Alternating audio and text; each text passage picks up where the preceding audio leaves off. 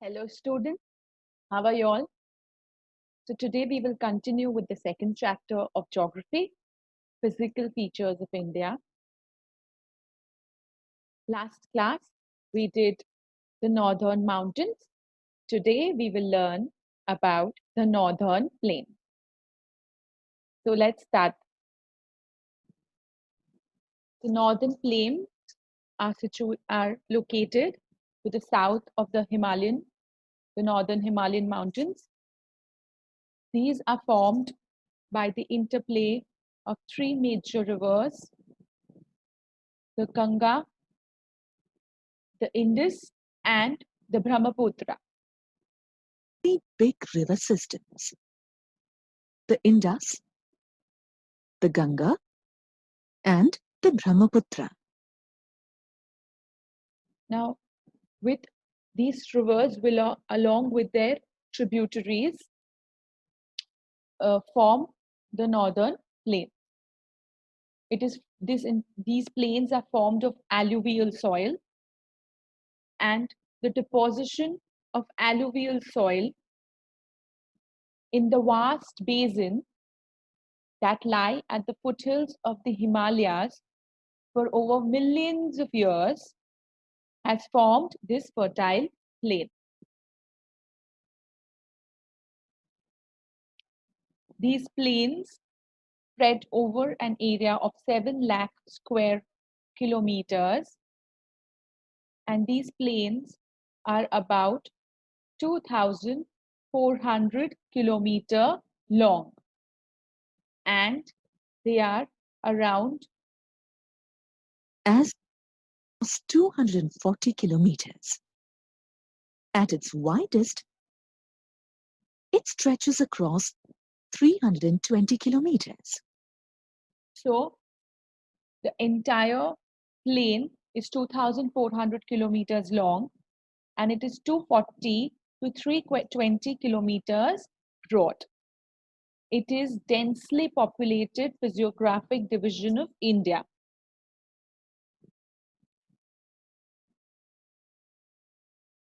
So its narrowest was 240 kilometers and its widest is 320 kilometers.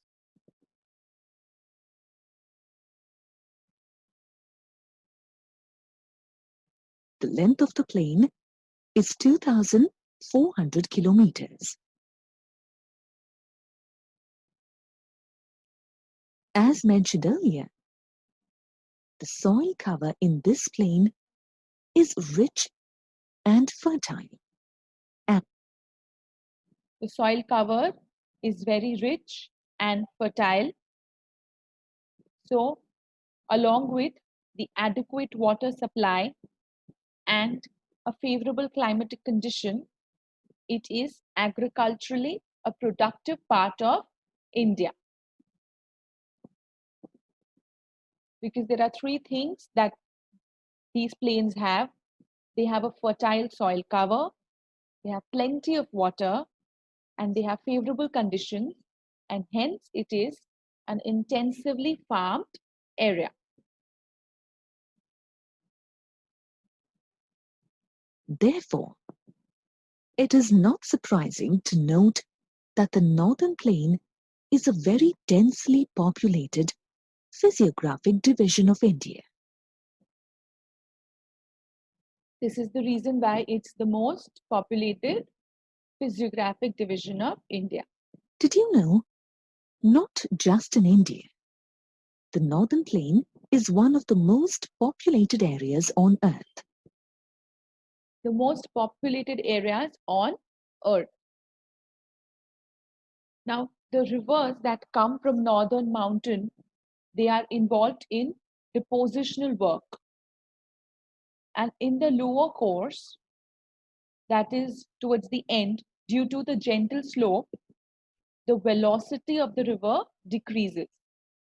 This results in formation of riverine islands. Back to the river systems that helped in the formation of the northern plains. The rivers coming from the northern mountain carry a huge load of eroded soil and debris. As a river flows down towards the plains, due to the gentler slopes, its velocity decreases, and the material carried by it gets deposited on the way.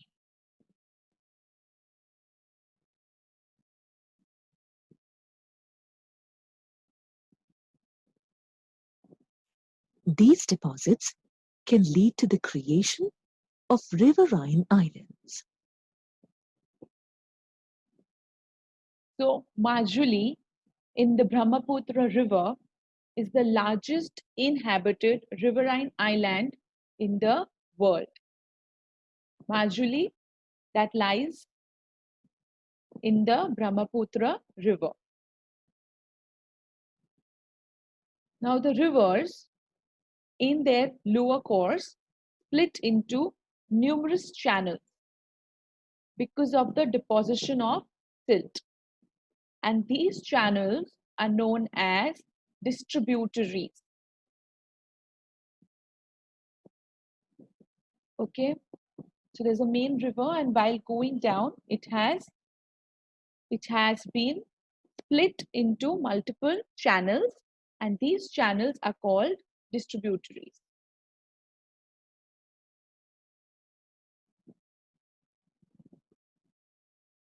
The sediments from the mouths of all the distributaries collect to form a delta.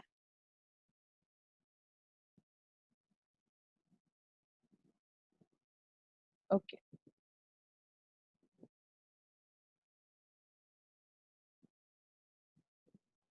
Now the northern plains are divided into 3 sections. The 3 sections of northern plain are, give me a minute. The northern plain is broadly divided into 3 sections. The western part of the northern plain is referred to as the Punjab Plains.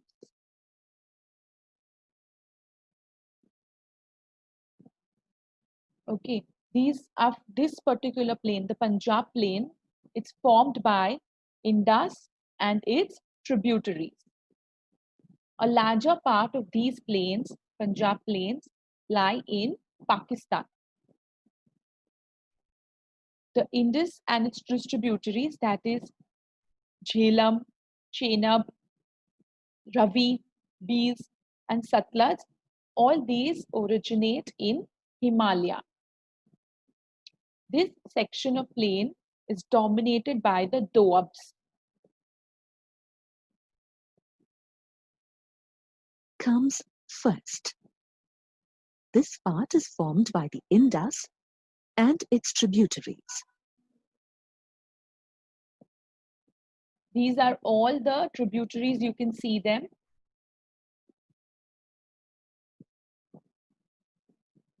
The Indus and its tributaries, the Jhelum, the Chenab, the Ravi, the Beas, and the Satluj, originate in the Himalaya. These rivers lies the fertile state of Punjab. This part of the northern plain is also called the Punjab Plain. The Doab is made up of 2 words, Do meaning 2 and Ab meaning water. So even Punjab is made of 2 words, Panj meaning 5 and Ab meaning water. If you look at a map of India, however, you will find that a bigger portion of the Punjab plain lies in Pakistan. Did you know the name Punjab is made of 2 words? The name Punjab is based on the 5 rivers that drain the state. In fact, this section of the northern plain is dominated by Doabs.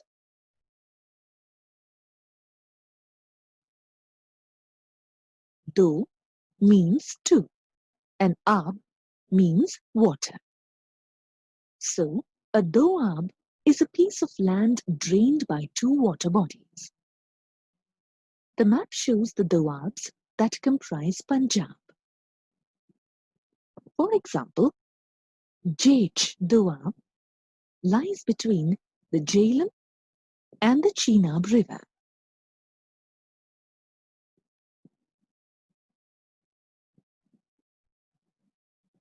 Let's move to the next part of the northern plain, the Ganga plain.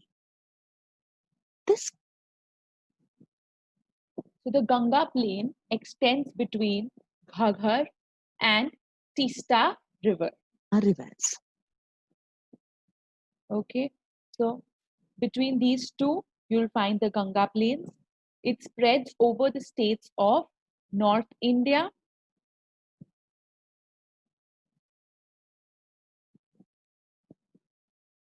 these states, it spreads over the states of North India. Those are Haryana, Delhi, Uttar Pradesh, Bihar, a part of Jharkhand, and West Bengal to its east. Okay, so these are the states it spreads over. Particularly in Assam lies the Brahmaputra plain. So which states of India are covered by the northern plains?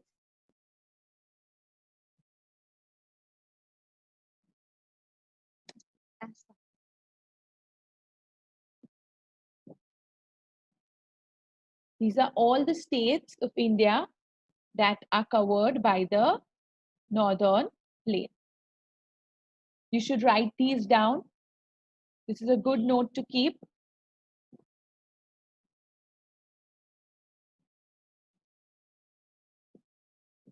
Now, the northern plains are also described as flatlands with no variation in its relief. But this is not true. These vast plains also have diverse physical features. So what kind of physical features does northern plain have? People generally think you can find quite a bit of variety of relief features in the northern plain.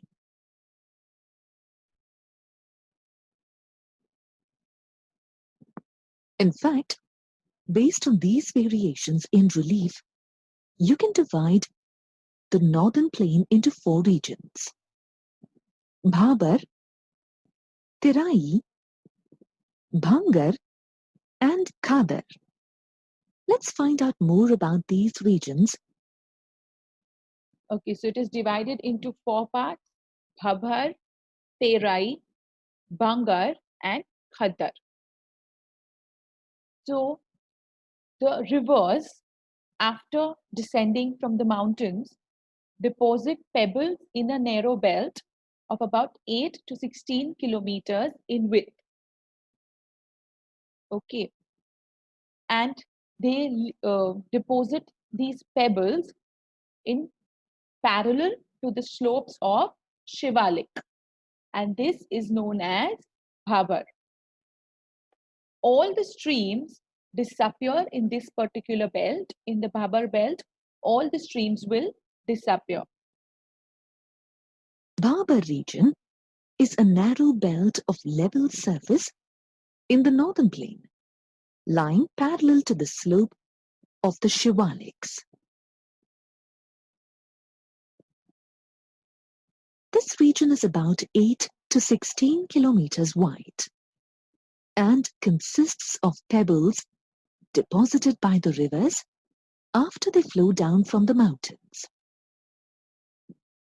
Interestingly, all the streams disappear in the Bhabar belt.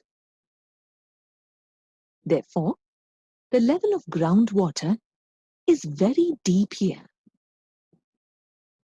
Moving south of the So you can see the groundwater levels are very high in the Bhabar region. South to this belt, the streams and rivers re-emerge. And when they re-emerge, a wet, swampy and marshy region is created. This is known as Terai. This was a thickly forested region full of wildlife. But now forests have been cleared to create agricultural land and also to settle some migrants from Pakistan after the partition. Bhabur Belt, you come to the next region. Terai, all rivers and streams that disappear in the Bhabur Belt resurface in this region.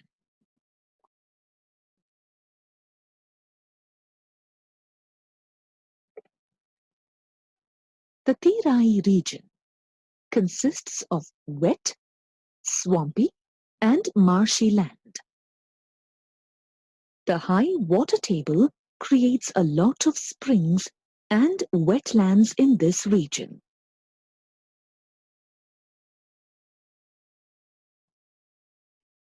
Earlier, the Terai region was thickly forested and abundant with wildlife. However, urbanization has taken its toll, and the forests have been cleared, in some places to obtain agricultural land, and in others to provide for the people who migrated from Pakistan at the time of the partition. You may have heard of the Dudhwa National Park. This park is located in the plains of the Terai in Uttar Pradesh.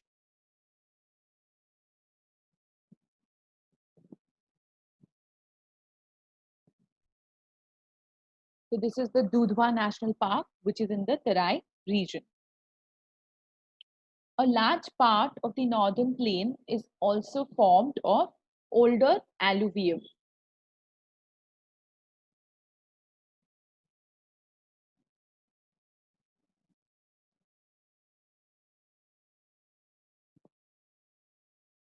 And this lies above the floodplains of rivers, and it presents a terrace-like feature.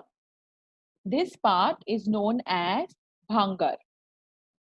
The soil in this Bhangar region contains calcareous deposits, and these calcareous deposits are known as Kankar.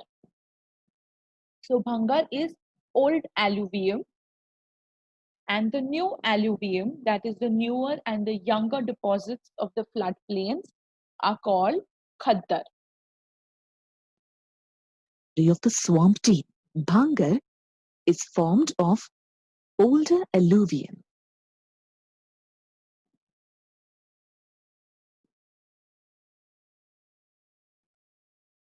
This region lies above the floodplains of the rivers. It, therefore, has a terrace-like appearance.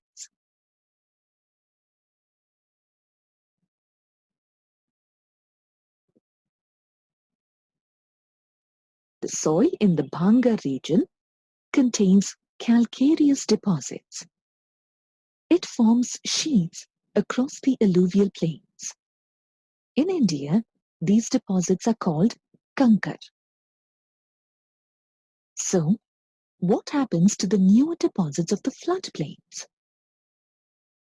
The newer, younger deposits of the floodplains form the fourth region of the northern plain.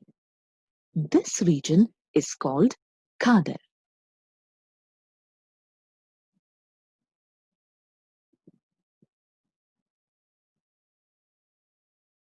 So this Khadar are renewed every year, and they are very, very fertile, and so they are ideal for intensive agriculture.